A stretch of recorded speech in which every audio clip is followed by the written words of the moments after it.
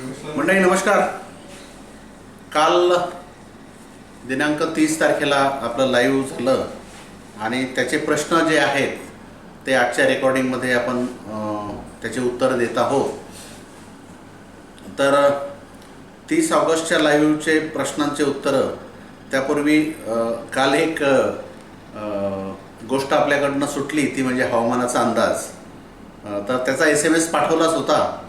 तसं हवामानाचा अंदाज म्हणजे 30 आणि 31 तारखेला ऑगस्टला विदर्भ आणि लगतचा मराठवाडा आणि खानदेश इथे बऱ्याच ठिकाणी मध्यम ते चांगल्या पावसाची शक्यता आणि जो साऊथ मराठवाडा आहे ज्याच्यामध्ये बीड, लातूर, उस्मानाबाद, सोलापूर, त्यानंतर पश्चिम महाराष्ट्र आहे, कोकण आहे, नाशिक, पुणे, नगर आहे।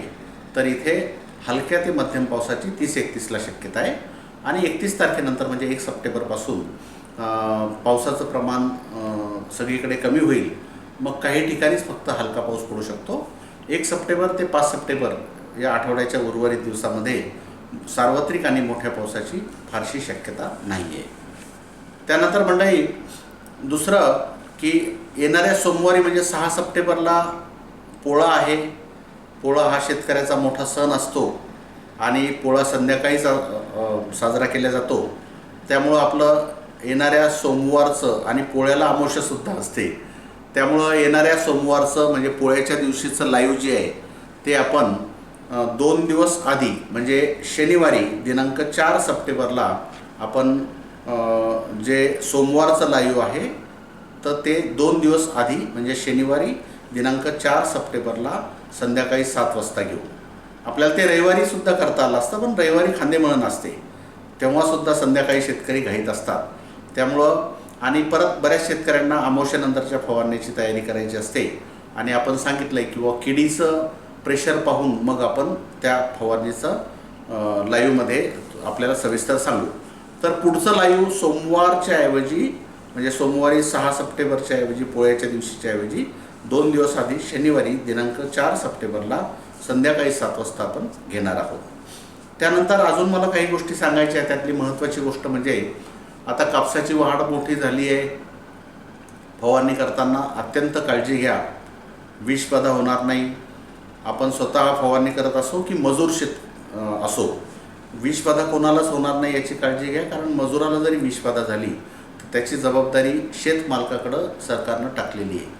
त्यामुळं विषबाधा होणार नाही यासाठी उपाशीपोटी फवारू द्यायचं नाही, हवेच्या उलट्या दिशेनं फवारू द्यायचं नाही, फवारणी करताना त्याला काही खाऊ द्यायचं नाही, काही खायचं नाही आणि तोंडाला मास्क आणि ॲप्रॉन, फवारणीचा ॲप्रॉन घालून शरीरावर कुठेही औषध उडणार नाही याची आपल्याला काळजी घ्यावी लागेल। विषबाधा होणार नाही याची काळजी घ्या। त्यानंतर आपण जे अमावस्येनंतर सरेंडर आपल्याला फवारायचं आहे तर काही शेतकऱ्यांचं म्हणणं आहे की प्रोफेनोफॉसमुळं अंगाला थोडी खाज येते, तर होऊ शकते थोडंसं, पण त्यासाठी आपल्याला आपण आपल्या अंगाला जर तेल लावलं, कोणतंही खोबरेल तेल वगैरे जर लावून नंतर फवारणी केली किंवा ताक आहे किंवा लोणी आहे की ज्याच्यामुळं आपल्या शरीराच्या आत कीटकनाशक जाणार नाही किंवा लागलं तरी ते आपल्याला त्याचा परिणाम होणार नाही, तर असं करून आपण फवारणी करू शकता। पण फारसं अंगावर उडणार नाही याची जास्त आपण काळजी घ्यायला पाहिजे। त्यानंतर अमावस्येनंतरची म्हणजे पोळ्यानंतरची काय फवारणी करायची ते मी कालसुद्धा सांगितलं। सरेंडर तर आपल्याला तिथं घ्यायचंच आहे। सरेंडर 30 मिली कापसाला, त्यासोबत मग पांढऱ्या माशीची अंडी आणि पिल्लं जास्त असेल तर मग आपल्याला ओढाची म्हणजे पायरीप्रोक्सिफेन हे घ्यायचं आहे 40 मिली। पण जास्त अंडी पिल्लं नसतील आणि उडणारी माशी थोडीफार असेल तर मग आपण तिथे अमेट घेणार आहोत। संजीवकांमध्ये आपण तिथे गजब घेऊ शकतो। गजबमुळं पातेगळसुद्धा कमी होते, नवीन पातंसुद्धा लागायला मदत होते आणि कन्व्हर्शन जे पात्याचं फुलामध्ये ते सुद्धा लवकर होते। संजीवक जर घ्यायचं असेल तर गजब घेऊ शकतो। बुरशीनाशकामध्ये आपल्याला 2-3 पर्याय आहे। आता काय होते तोपर्यंत बघावं लागेल। जिथं बोंडसड चा प्रादुर्भाव असतो तिथं विसल्प आपण घेऊ शकतो किंवा बुरशीजन्य इतर रोगाचा अल्टरनेरिया वगैरे हे सुद्धा त्या विसल्पनं 40 ग्रॅम विसल्प किंवा 30 मिली सुखई हेक्झाकोनाझॉल, विसल्प म्हणजे ट्युबिकॉनाझॉल अधिक सल्फर, सुखई म्हणजे हेक्झाकोनाझॉल 30 मिली हेक्झाकोनाझॉल किंवा 20 मिली प्रोपिकोनाझॉल आपण तिथं घेऊ शकतो. तर हे झालं अमावस्येनंतरचा फवारणीचं नियोजन. आता जे प्रश्न आहेत त्याचे उत्तर मी देतो. लॅम्बडामुळं मावा जास्त प्रमाणात कपाशीवर अटॅक करतो का, खरे की खोटे, माहिती देण्यात यावी.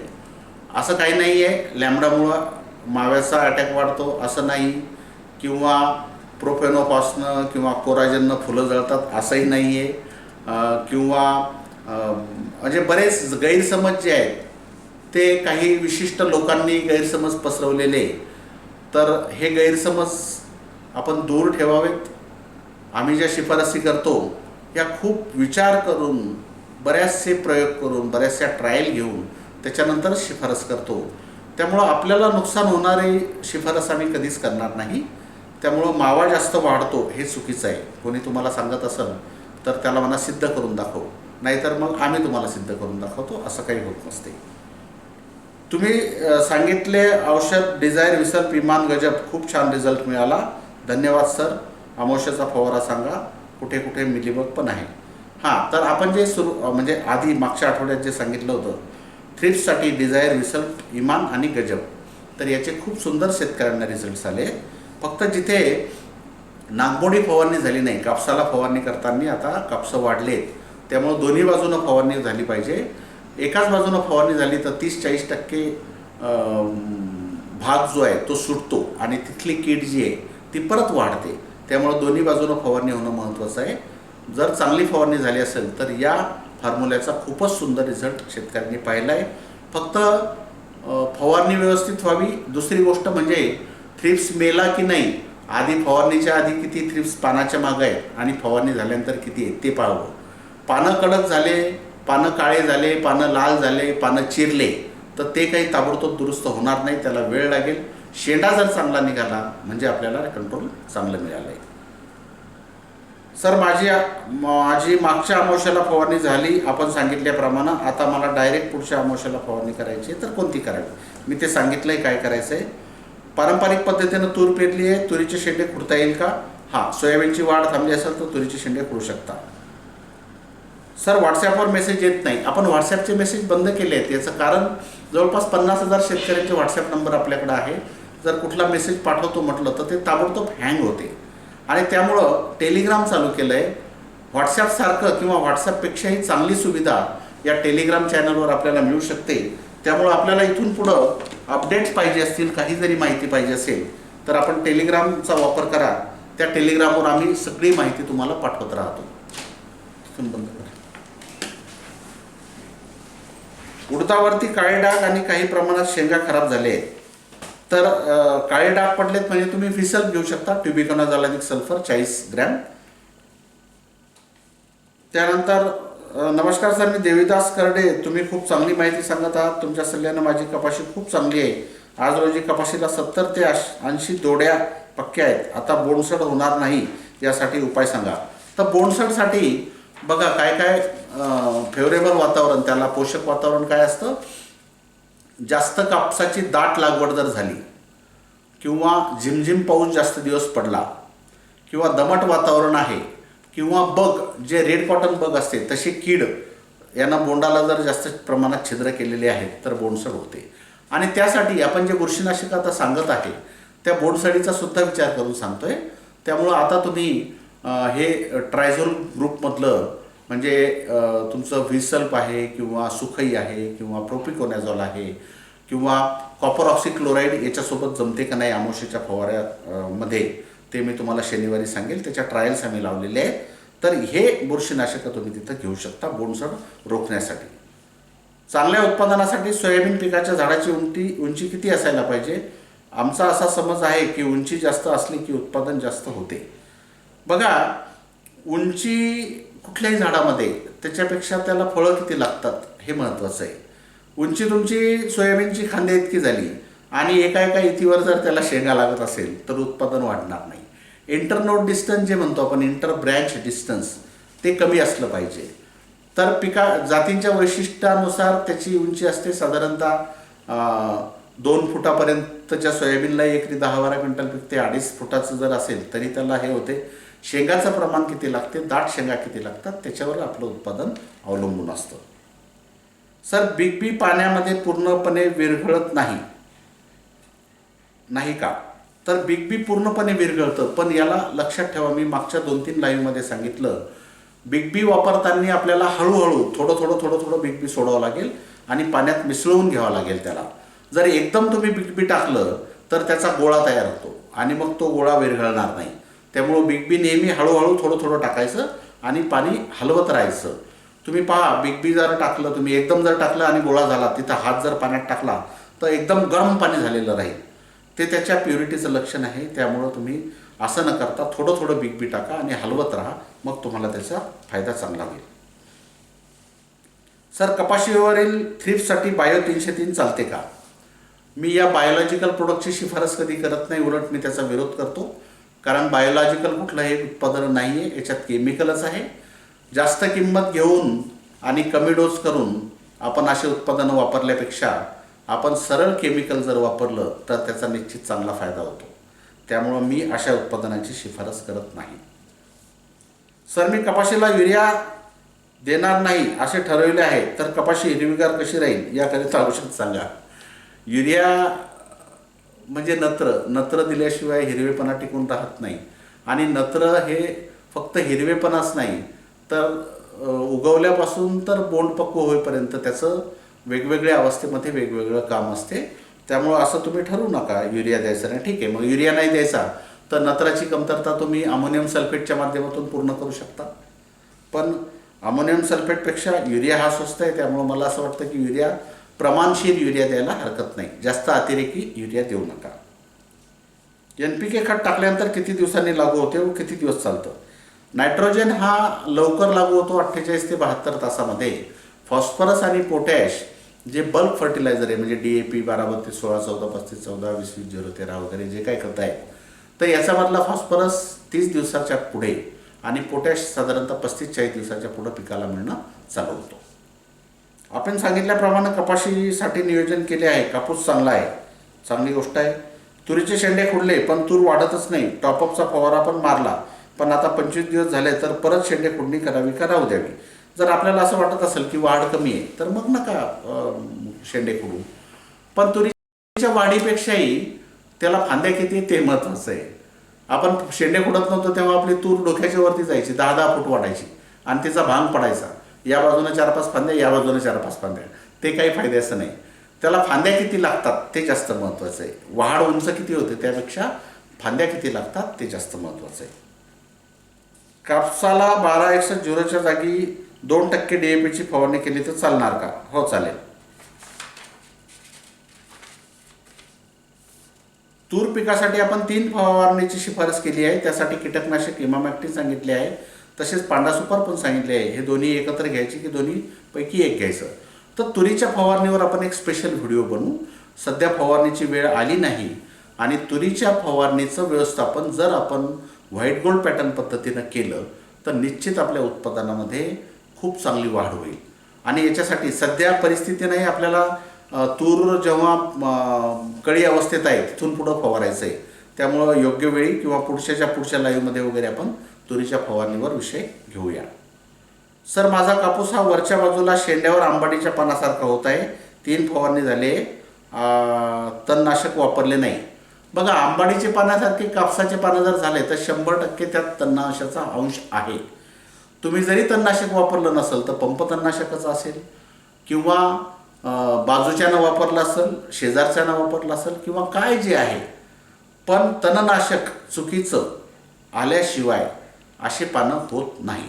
किंवा दुसरी गोष्ट, शेंड्याचं कवळं पान 1-2 पानं जर तसे आंबाडीच्या पानासारखे झाले असतील तर थ्रिप्सचा अटॅक जर जास्त असेल तरीसुद्धा तसं होतं. तर मग कोणतं हे नेमकं तणनाशकामुळे झालं का थ्रिप्समुळे झालं हे तुम्हाला पाहून मग ठरवावं लागेल. कपाशीमध्ये भरारी कधी वापरायची व त्याचे कार्य काय आहे? भरारी हे बोंड पक्वता अवस्थेमध्ये आपण वापरू शकता. भरारी हे 4-5 पद्धतीनं काम करतं. पहिलं म्हणजे ज्या अवस्थेमध्ये पीक आहे त्या पिकाच्या अवस्थेला बूस्ट करतं. म्हणजे बोंड पक्वतेची अवस्था आहे तर बोंडाचं वजन वाढेल, बोंडाचा आकार वाढेल, सरकीतलं तेलाचं प्रमाण वाढेल आणि एकंदरीत उत्पादनात वाढ होईल. दुसरं, आपटेक वाढवतं, अन्नद्रव्याचा उचल वाढवतं. त्यामुळं काय होतं की अन्नद्रव्याचा उचल वाढवल्यामुळं काही पातेगळ झालेली असेल तर नवीन पातं लागायला मदत होतं. त्यानंतर फुलाचं बोंडात कन्व्हर्शन हे खूप चांगलं लवकर होते भरारी वापरल्यामुळं. तेव्हा भरपूर जास्त फुलं असताना जर आपण भरारी वापरलं तर कन्व्हर्शन ज्याला म्हणतो आपण याच्यामध्ये तुरीमध्ये सुद्धा शेतकऱ्यांनी पाहिलं आहे की भरारी फवारलं तर ताबडतोब त्याच्या फुलाचं शेंगात रूपांतर होते. तसं कापसामध्ये सुद्धा पात्याचं फुलात आणि फुलाचं बोंडात रूपांतर व्हायला भरारीची मदत होते. कपाशीला पुढच्या फवारणीत 05234 आणि बिग बी सोबत घेऊ शकतो का? नका घेऊ. कोणतेच 2 विद्राव्य खत शक्यतोवर सोबत घ्यायचे नाही, कारण त्याचं प्रमाण जास्त होते आणि स्कॉर्चिंग होऊ शकते. त्यामुळे तुम्हाला एक तर 05234च घ्या आणि बिग बी तुम्ही नंतरच्या फवारीत घेऊ शकता. या पद्धतीनं करा. रब्बी मका कधी लावायचा? मुगावरती चालेल का? बिलकुल चालेल. मका हे पीक असं आहे की वर्षभरात कोणत्याही महिन्यात तुम्ही लावू शकता, काही अडचण नाही. सर, अमावस्यानंतर ट्रेसर फवारले तर जमेल का? बघा, ट्रेसर हे खूपच चांगलं कीटकनाशक आहे, पण कशासाठी? हेलिओथिस जी फळ पोखरणारी आळी आहे, म्हणजे शेंगा पोखरणारी किंवा हरभऱ्याचे गाठे पोखरणारी किंवा तुरीच्या शेंगा पोखरणारी किंवा हेलिओथिस म्हणजे पाते आळी जी आहे कापसामधली, याच्यासाठी आणि थ्रिप्ससाठी सुद्धा हे ट्रेसर चांगलं काम करतं. मात्र अमावस्यानंतर ट्रेसर फवारून तुम्हाला अंडीनाशक जे आहे ते अंडीनाशक म्हणून ते काम करत नाही. सर, शेतखाली आहे, 1 सप्टेंबरला हरभरा पेरणी करू शकतो काय? कोरडो आहे, 5 डिसेंबरपर्यंत पाटपाणी येतं, तर पाटपाण्यावर पेरू काय? काळीची जमीन आहे. नाही, 1 सप्टेंबरला वगैरे हरभरा नका पेरू. 25 सप्टेंबरच्या पुढं हरभरा पेरा. 1 सप्टेंबरला खूप लवकर होईल, त्याला वातावरण मिळणार नाही चांगलं. तुम्हाला पाणी 5 डिसेंबरला पाटपाणी येतं, तर 1 पाणी द्या. काळीची जमीन असेल तर एका पाण्यातही हरभरा चांगला येतो, पण इतक्या लवकर हरभरा पेरून फायदा होणार नाही. 25 सप्टेंबरच्या पुढं हरभऱ्याची पेरणी तुम्ही करू शकता. 15 नोव्हेंबरपर्यंतही बागायतीमधला हरभरा आपण पेरू शकतो. कॉटनला मायक्रोन्यूट्रियनची गरज आहे का? असेल तर चांगल्या कंपनीचं मायक्रोन्यूट्रियनचे नाव सांगा. हां, तर आपण मायक्रोन्यूट्रियंट कॉटनला द्यायला हरकत नाही. आपण अमावस्येच्या फवाऱ्यामध्ये यावेळेस मायक्रोन्यूट्रियंट सांगतोय, कारण बऱ्याच ठिकाणी पानाची घडणसुद्धा जरा बिघडली आहे, मायक्रोन्यूट्रियंटची आवश्यकतासुद्धा वाटते. तर चांगल्या कंपन्यामध्ये आपलं बूस्टरचं आहे परिस्पर्श, त्यानंतर वनिता कंपनीचं मायक्रोन्यूट्रियंट आहे, त्यानंतर रानडे कंपनीचं मायक्रोन्यूट्रियंट आहे, मल्टीप्लेक्स कंपनीचं आहे, लिबरल TMX2 आहे. असे अनेक मायक्रोन्यूट्रियंट हे चांगल्या गुणवत्तेचे, चांगल्या कंपनीचे आहे. वसुंधरा आपलं याचं वसुंधरा सॉईल ॲप्लिकेशन आहे, अंकुर सीडचं सुद्धा एक चांगलं मायक्रोन्यूट्रियंट आहे. उडीदाचा पहिला भार खराब झाला, नंतर पोपडा आला, आता फुलदारणा खूप आहे, काय करावे सर? उडदामध्ये बहुतांश ठिकाणी ही आळी जी आहे, मारुका आळी ही आली. शेतकऱ्यांना समजायच्या आधीच तिनं खूप मोठं नुकसान केलं, कारण ती खूप घातक आळी आहे. ती काय करते? फुलाचा गुच्छ तयार करते, सगळे फुलं जमा करते आणि मग ते त्याचा गुच्छ तयार करून त्याला खाऊन घेते. मग ते आपल्याला वाटतं की फुलगळ झाली, नाही, त्यांना ती खाल्ली आहे. त्यानंतर मग परत जमिनीत टाकत असेल तर फुलं येतात, पण त्याचं शेंगात किती रूपांतर होईल हे सांगता येत नाही. तर मारुका आळी आपल्याला कंट्रोल करणं गरजेचं आहे. ती कंट्रोल करायला फार कठीण आहे. ज्या शेतकऱ्यांनी अमावस्येनंतरचा सरेंडरचा फवारा ज्या ज्या पिकावर घेतला, अशा ठिकाणी आळीचा प्रादुर्भाव तिथं थोडा कमी झालेला आहे. 716 तूर आहे, तुरीमध्ये जास्त प्रमाणात उधळी पांढऱ्या समूहाची कीड आहे. एकरी 2.5 किलो ट्रायकोडर्मा फेकला आहे. आता ड्रेंचिंग करायचं असल्यास त्यामध्ये काय वापरावे? उधळीपासून किती दिवस कंट्रोल मिळेल? बघा, उधळी वेगळी, हुमणी वेगळी आणि मर वेगळी. तुरीमध्ये उधळी जी असते ती एकदम बारीक, आपल्या मुंगीपेक्षा थोडीशी मोठी पांढऱ्या रंगाचे किडे असतात, त्याला म्हणतात उधळी. तर उधळी डिकम्पोज्ड किंवा हाफ डिकम्पोज्ड मॅटरवर जास्त जगते. जिवंत झाडाच्या मुळावर वगैरे ती जास्त अटॅक करत नाही, त्याला खायला नसेल तरच करेल.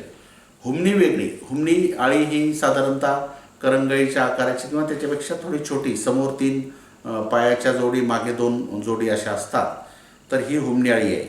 आणि ट्रायकोडर्मा आपण जे शिफारस करतो ते फ्युजेरियम विल्ट नावाचा रोग जो आहे, मूळकूज जी बुरशी असते जमिनीत त्यासाठी. त्यामुळं उधळी असेल तर तुम्ही क्लोरोपायरिफॉस टाका, एकरी 1 ते 1.5 लिटर. हुमणी असेल तर पांडा सुपर 1 लिटर टाकू शकता किंवा रिहांश अर्धा लिटर टाकू शकता. आणि बुरशीमुळं जी मर होते, मुळकूज, ते जर असेल तर मग ट्रायकोडर्मा वापरायचं. कपाशीचे शेंडे खुडणं चांगलं की पीजीआरचा वापर करणं चांगलं? कपाशीची वाढ रोखून पाते वाढ करण्यासाठी लिओसिन की चमत्कार? मी याच्याबद्दल काल माहिती दिली. शेंडे खुडणं हे योग्य आहे. तुरीवर बुरशीनाशकासोबत स्टेम कॅन्करसाठी कॉपर ऑक्सिक्लोराईड आणि स्टेप्टोसायक्लिनचा फवारा घेतला तर चालेल का? तुरीच्या खोडावर फवारा. कॉपर ऑक्सिक्लोराईड 30 ग्रॅम स्टेम कॅन्करसाठी आणि स्टेप्टोसायक्लिन 1 ग्रॅम. कपाशीचे खोड बारीक आहे, त्यामुळं पात्या बोंडामुळं झाड पडू शकते, यासाठी उपाय सुचवावा. कॅल्शियमची कमतरता जर असेल तर खोड बारीक राहते, त्यामुळं कॅल्शियम नायट्रेट एकरी 5 ते 10 किलो तुम्ही तिथं देऊ शकता. सर, मी तुमच्या व्हॉट्सॲपवर कापसाचे फुलाचे फोटो टाकले आहेत, ते गोल झाल्यासारखे आहेत, तर ती डोमकळी आहे का? उपाय सांगा, मी कन्फ्यूज आहे. तर डोमकळी गोल झालं, वरतून फूल बंद झालं म्हणजे डोमकळीच आहे. आणि त्याची खात्री करायची असेल तर अशा 2-4 फुलं ते उकला आणि त्याच्यात गुलाबी बोंडाई आहे का पहा, म्हणजे मग ते तुम्हाला लवकर लक्षात येईल. कापसाला 10-26-26चे 4 डोस 15-15 दिवसांना दिले.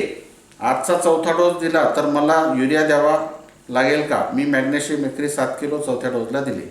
निश्चितच युरिया द्यावा लागेल. तुम्ही 10-26-26 दिलं, त्यात 10% नंतर आहे, स्फुरद 26% आणि पालाश 26%. साधारणतः कापसाला स्फुरदापेक्षा 1.5 तरी नत्राची गरज असते. आता तुम्ही हे का केलं असं मला माहीत नाही, पण तुम्हाला नत्राची गरज नक्कीच भासते. तुरीमध्ये पोळ्यानंतर हरभऱ्याचे आंतरपीक घेतलं तर चालेल का? तुरीची सावली जर पडली तर हरभरा चांगला येणार नाही. तूर खूप लांब झाली आणि मोकळी जागा जर राहत असेल तर हरभरा घेऊ शकता.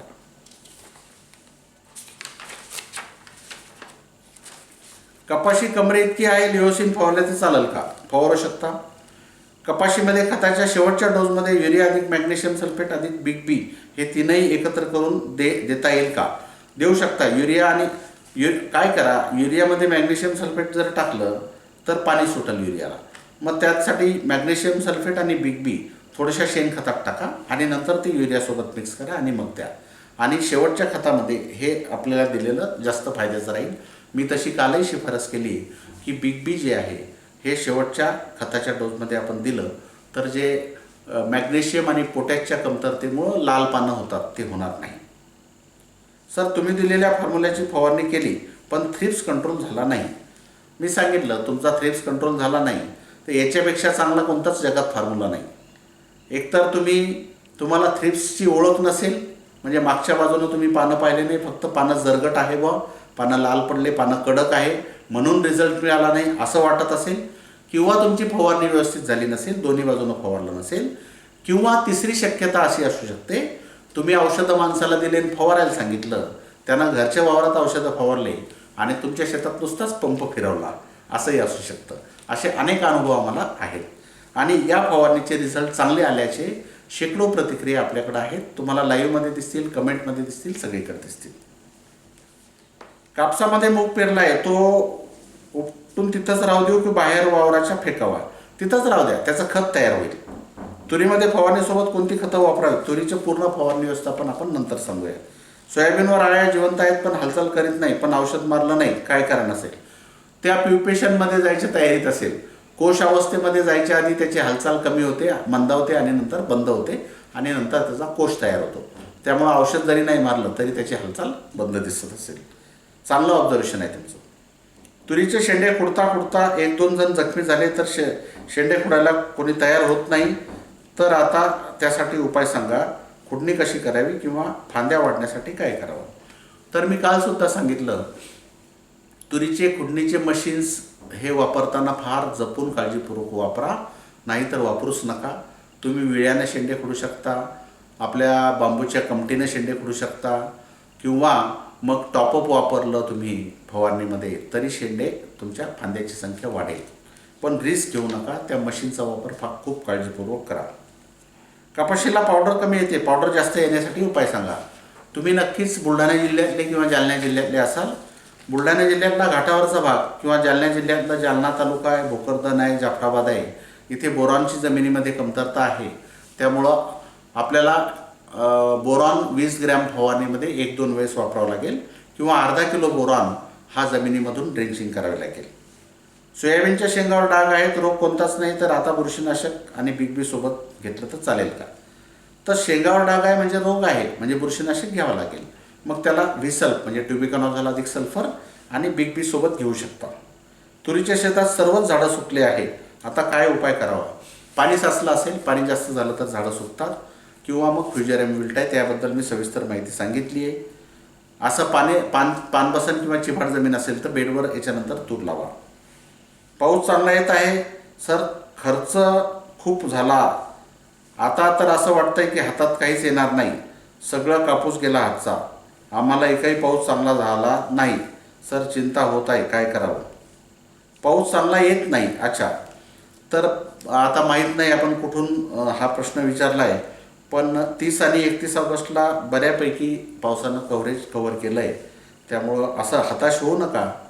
आता पडला असेल किंवा नाही जरी पडला तरी कापसाचं पीक एक गोष्ट आहे जिथं नंबर ऑफ रेन डेज जिथं कमी असतात, म्हणजे पावसाचे दिवस जिथं कमी असतात, इथे कापसाचं उत्पादन जास्त येतं. पण अत्यंत कमी म्हणजे त्याला ताण पडेल इतकंही कमी नको. मशीनच्या भीतीनं मजूर येत नाही तर आम्ही विड्यानं शेंडे खुडणी केली तर चालेल का? बिलकुल चालते, काय अडचण नाही. तुम्ही कपाशीमध्ये 1261 विद्राव्य खताचा वापर का सांगत नाही? काय कारण नाही, मी सांगत नाही असं नाही आहे, जिथे गरज आहे तिथं नक्कीच सांगतो. तुम्ही 1261 द्यायचं असेल तर फवारणीमध्ये कॉम्पॅटेबिलिटी जर नसेल तर आपण थोडं सांगायचं टाळतो त्याला, मग तुम्ही ड्रेंचिंग करू शकता त्याचं किंवा खतासोबत टाकू शकता. तुरीला खताचे नियोजन कसे करावे? तुरीला बघा, आपण पेरणीसोबत खत देऊ शकतो किंवा पेरणीनंतर 2 महिन्यात कधी खत देऊ शकता. तुरीच्या मुळावर सुद्धा गाठी असल्यामुळं नत्राची जास्त गरज नसते, मग एकरी 1 बॅग DAP देऊ शकता तुम्ही, किंवा 12-32-16 किंवा 14-35-14 यापैकी कोणतेही खत द्या, किंवा वहाड कमी असेल तर मग 20-20-0-13 हे खत देऊ शकता. एकदा जरी एकरी 1 बॅग दिली तरी पुरेसं त्याला खत होतं. कपाशीला भरपूर पात्या लागण्यासाठी झेप किंवा गजब यापैकी कोणतं औषध घ्यावं? तर आधी आपण सुरुवातीला झेप सांगतो, त्यानंतर गजब जर घेतलं तर पाते लागतात, पात्याचं कन्व्हर्टसुद्धा होते, गळसुद्धा कमी होते. आता गळ होण्याचं वातावरण जास्त आहे, त्यामुळे झेपच्या ऐवजी तुम्ही गजब घेतलं तर जास्त फायदा होईल. तूर पिकाच्या फवारणीबद्दल माहिती मी सांगितलं, नंतर देईल. पावसामुळं सोयाबीनवर फवारा घेऊ शकलो नाही, 335 व्हरायटी आहे, सल्फावर आहे, पाऊस खूप आहे, फवारा अशक्य वाटत आहे, काय करावं? पाऊस थांबल्यानंतर फवारा घ्या. सोयाबीन दाणे भरण्याच्या आधी सुकत आहे, सगळ्या परिसरात हा प्रॉब्लेम आहे. खोड पोखरणारी अळी खूप आहे, खोड पोखरणाऱ्या अळीमुळंच ते सोयाबीन सुकतं आहे. सोयाबीन सुकू शकतं, सोयाबीन पिवळं पडू शकतं, सोयाबीनचे पानं लाल होऊ शकतात, शेंगा लागलेल्या गळू शकतात, शेंगात दाना भरणार नाही. हे सगळ्या अडचणी खोडकिडीमुळं, चक्रभुंग्यामुळं झालेल्या आहेत. माझा कापूस 3-3.5 फुटाचा आहे, तर गजब फवारले तर चालेल का? बिलकुल चालेल.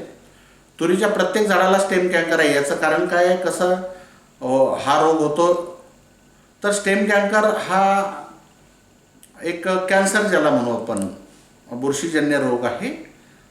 तर याच्यावर नियंत्रण करण्यासाठी आपण कॉपर ऑक्सीक्लोराईड 30 ग्रॅम आणि स्टेप्टोसायक्लिन 1 ग्रॅम याचा फवारा खोडावर करायला सांगतो. आम्ही काही ट्रायल्स घेतोय वेगवेगळ्या बुरशीनाशकांच्या, ते जर फवारणी केली तर त्याला प्रिव्हेंटिव्ह म्हणजे रोग येऊ नये याच्यासाठी कुठलं बुरशीनाशक काम करतं का याच्या ट्रायल्स घेतोय, आणि ते जर त्याचा निष्कर्ष चांगला आला तर निश्चित तुम्हाला रोग येऊ नये यासाठी काय करायचं ते सांगू. पांढऱ्या माशीचा खूप मोठ्या प्रमाणात उपद्रव आहे, काय करावं? पांढऱ्या माशीसाठी 3ही स्टेज, पांढऱ्या माशीची अंडी, पिल्लं आणि उडणारी माशी, या 3ही स्टेज कंट्रोल करण्यासाठी बायफेन्थ्रिन प्लस पायरिप्रेक्सिफेन घटक असलेलं आपलं पटियाला पॅक हे नवीन औषध बाजारात आलेलं आहे. याचा जर वापर तुम्ही केला तर अंडेही मरतील, पिल्लंही मरतील आणि उडणारी माशीसुद्धा मरेल. 40 मिली प्रति पंप याचा वापर पटियाला पॅकचा आपण करू शकता. आपसांशी काय काम करते त्याची पूर्ण माहिती सांगा. 1140 रुपये लिटर आहे, 5 मिली पंपाला टाकावं लागतं. आपसा 80 हे मला वाटतं कोणत्या ॲम्वे कंपनीचं नॉन आयोनिक स्टिकर स्प्रेडर आहे. मी जे सांगतो तुम्हाला, आपलं बेस्ट स्टिकर आहे, किंवा एक्सेल कंपनीचं शुअर शॉट आहे, किंवा आपसा 80 आहे ज्याचा 5 मिलीचा डोस आहे. याच्यामुळं औषध पानाला चिटकतं, पानावर पसरतं आणि पानात शोषण्यासाठी मदत करतं.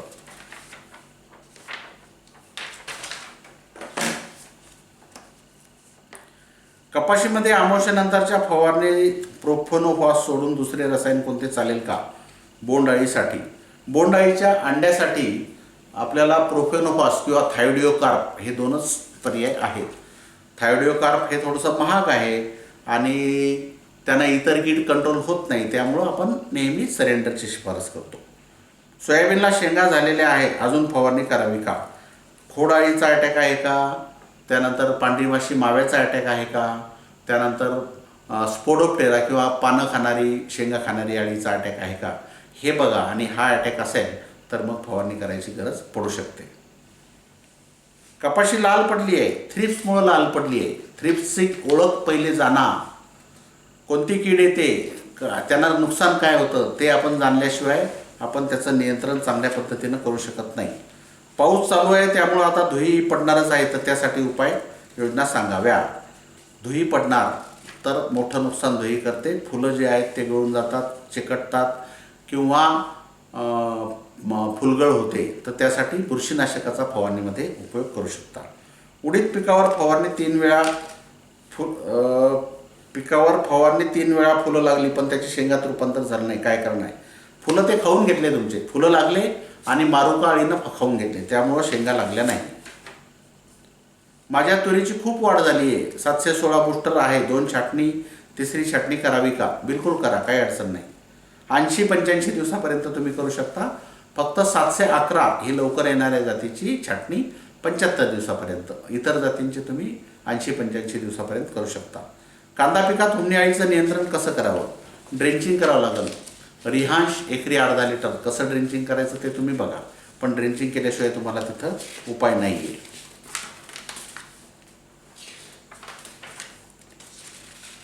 सरेंडर बरोबर रिजंट फवारले तर चालेल का? काही आवश्यकता नाही, तुम्हाला फवारायचं तर फवारू शकता, पण गरज नाही. सरेंडरमुळे तुमचा थ्रिप्स बऱ्यापैकी कंट्रोल होईल. तुरीवर सुखई बुरशीनाशक चालते का व प्रमाण सांगा? चालते, पण सध्या तुरीवर बुरशीनाशक फवारण्याची गरज नाही. सुखई फवारायचं असेल तर 30 मिली, पण सध्या काही आवश्यकता फारशी वाटत नाही. डबल नोझलने झाडाच्या चारही बाजूनी चांगली फवारणी होते काय? हो, बिलकुल होते. आणि पण आपल्याला नागपुडी फवारावंच लागेल. डबल नोझलनं जरी फवारलं तरी तुमचा काही भाग तरी तुमचा 30-40% भाग तो सुटतो, त्यामुळे दोन्ही बाजूनं जर फवारलं तर मग तुमचा सगळा भाग कव्हर होईल. भाऊ, दर सोमवारी तुमचा कार्यक्रम बघतो. आपण जे औषधी सांगता ती 15 ते 20% लोकांनाच मिळते, बाकी लोकांनी काय करावं? तालुका मी करणं. एकदम बरोबर आहे तुमचं. आपण सांगतोय ते बऱ्याच शेतकऱ्यांना पटतंय, ते करण्याची इच्छासुद्धा असते, पण प्रत्येक दुकानावर ते औषध उपलब्ध नाही आहे. तर ही उपलब्धता कशी वाढावी याच्यासाठी आम्ही तर प्रयत्न करतोय, पण याच्यासाठी सगळ्यात महत्त्वाचा तुमचा सहभाग आहे. तुम्ही जर आग्रहानं मागितलं की मला हेच औषध पाहिजे, तर त्या विक्रेत्याला मग तुम्ही तिथं नाही मिळालं तर परत जा. परत जर गेलात तर त्याला तुम्हाला औषध ठेवणं गरजेचं आहे, भाग आहे. आणि एक नाही, तुम्ही 4-5 शेतकऱ्यांना मुद्दाम पाठवा, तिथून परत जर गेले ते तर तो औषध तिथं उपलब्ध करून देईल. आणि तुम्ही तालुका सांगितला आहे त्याबद्दल धन्यवाद. आम्ही तिथं अजून जास्त काळजी घेऊ, जास्त ठिकाणी औषध ठेवतील याचं काळजी घेऊ. पण तुम्हीसुद्धा आग्रहानं मागायचं, तेव्हाच तुम्हाला तिथं औषध मिळेल, नाही तर परत जायचं तिथून. आणि अजून आम्ही प्रयत्न करतोय वेगवेगळ्या पद्धतीनं काय करता येईल अजून पाहू. जास्तीत जास्त तुम्ही म्हणताय ते 15 ते 20% लोकांनाच मिळतं, तेही बरोबर आहे. जास्त विक्रेत्यांनी विकण्यासाठी तुम्ही आग्रहानं मागणं जास्त गरजेचं आहे. सर, मी आतापर्यंत कापसाला पोटॅश टाकलं नाही, तर आता मला पर्याय सांगा. जमीन हलकी आहे, पोटॅश टाकलं नाही तर तुम्ही बिग बीचं ड्रेंचिंग करू शकता. एकरी 5 किलो किंवा 13-0-45चं ड्रेंचिंग करू शकता. किंवा खतामध्ये, इतर खतांमध्ये ते टाकू शकता 10 किलोपर्यंत. असं जर केलं तर चालेल. कामगंध सापळे एकरी प्रमाण वाढवल्यास फायदा होईल का? नाही, कामगंध सापळ्यामध्ये तुम्हाला फक्त त्याचं प्रमाण किती आहे, पतंगाचं म्हणजे अळीचं प्रमाण किती आहे ते समजेल, त्यानं नियंत्रण त्याला होत नाही. सर, लाईट ट्रॅप लावल्यामुळं खूप फायदा झाला. पूर्ण नियोजन आपल्या सांगण्यानुसार आहे. कापूस छान आहे, फक्त एक चूक झाली, मी पोटॅश आतापर्यंत टाकलं नाही. आता पर्याय सांगा. जमिनीतून पोटॅश देऊन द्या. अजून 60-70 दिवसाचा कापूस असेल तर थोडंसं उशिरा लागू होईल, पण सोबत नाही, मग इतक्या उशिरा देऊ नका. तुम्ही बिग बी वापरा. एकरी 10 किलो 5-5 किलो 2 वेळेस वापरायला लागलं तर ड्रेंचिंग करा किंवा खतासोबत टाका कोणतेही. बिग बीचा वापर जर केला तर पोटॅश आणि मॅग्नेशियम हे दोन्हीसुद्धा तुम्हाला मिळून जाईल. उन्नी हुमणी आळीचे खूप सोयाबीन कट केले आहे, त्यात तूर आहे, पण सध्या तुरीला कट नाही. नंतर तुरीला कट करील का, किंवा तिथे हरभरा घेतल्यास त्याला पण उन्नी लागेल का?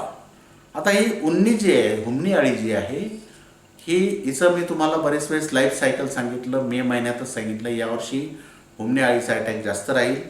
तर ही पहिला पाऊस जेव्हा पडतो, आपण वळव्याचा पाऊस म्हणतो किंवा आपण मृगाच्या आधीचा जो पाऊस पडतो किंवा मृगातला पहिला पाऊस जो पडतो, तर रोहिण्याचा पाऊस म्हणतात. तर त्या पाऊस 30-40 मिलीमीटर पडला तर जे कोश असतात त्या कोशातून भुंगे बाहेर पडतात, धुऱ्यावर इकडं तिकडं खातात आणि जमिनीत अंडे घालतात. त्या अंड्यातून आळी बाहेर पडते आणि जून महिन्यात जुलै महिन्यामध्ये ती माती खाते, पिकाची मुळं खात नाही.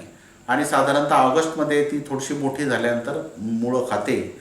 ऑगस्ट, सप्टेंबर, ऑक्टोबर, नोव्हेंबर असे 3-4 महिन्यापर्यंत ती पिकांना, उभ्या पिकांना त्रास देते आणि त्यानंतर परत ती कोशावस्थेमध्ये जाते.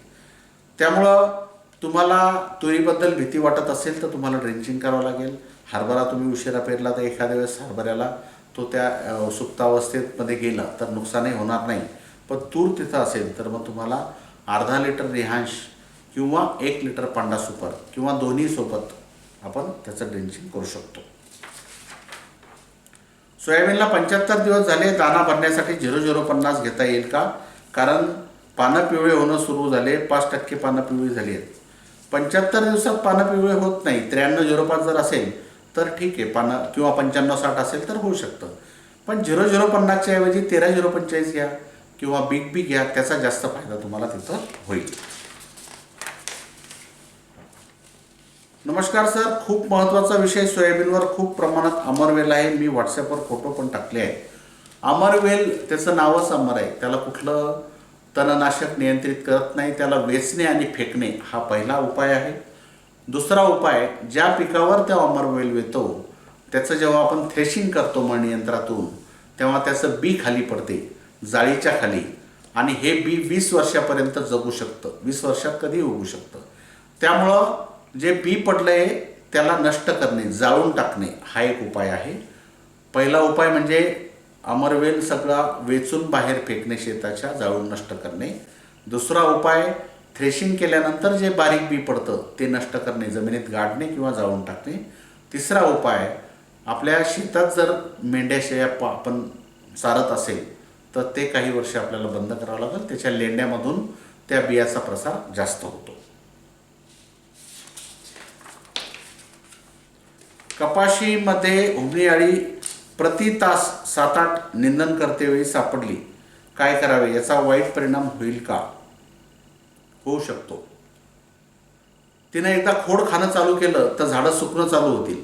त्यामुळं तुम्हाला हुमणी आळी कापसामध्ये असेल तर जे सांगितलं मी तुम्हाला, अर्धा लिटर रिहान्सचं ड्रेंचिंग करा. सोबत लागलं तर ह्युमिक ॲसिड आपलं रायझर एकरी 2 लिटर टाका. काही प्रमाणात त्यानं मुळं जर खाल्ले असतील तर नवीन मुळं यायला त्याला मदत होईल. 19-19-19 आणि ट्रायकोडर्माचं एकत्रित ड्रेंचिंग केलं तर चालेल का? चालेल. कापसाच्या गळफांदीची छाटणी करावी का? याबद्दल मी माझं काही प्रतिक्रिया देत नाही. गळफांदी तुम्हाला कोण कापायला सांगते तेच तुम्हाला योग्य सांगू शकतील. पण मी त्याबद्दल न प्रतिक्रिया दिलेली बरी. तुम्हाला योग्य वाटत असेल तर प्रयोग करून पहा, चांगलं वाटलं तर नंतर छाटत राहा. तर मंडळी, हे झाले सगळे प्रश्न, त्याचे उत्तरं. इतर प्रश्न जे आहेत त्याच्याबद्दल मी माहिती आधीच सांगितलेली आहे. आणि तरी काही सुटले असतील तर तुम्ही कमेंट बॉक्समध्ये प्रश्न विचारा, त्याला आपण उत्तरं देऊ. पुढच्या लाईव्हमध्ये म्हणजे आपण शनिवारी म्हणजे 4 सप्टेंबरला संध्याकाळी 7 वाजता परत भेटू. अमावस्येच्या आधीच भेटू. सोमवारच्या आधीच शनिवारी हे पुढचं लाईव्ह घेऊ. धन्यवाद.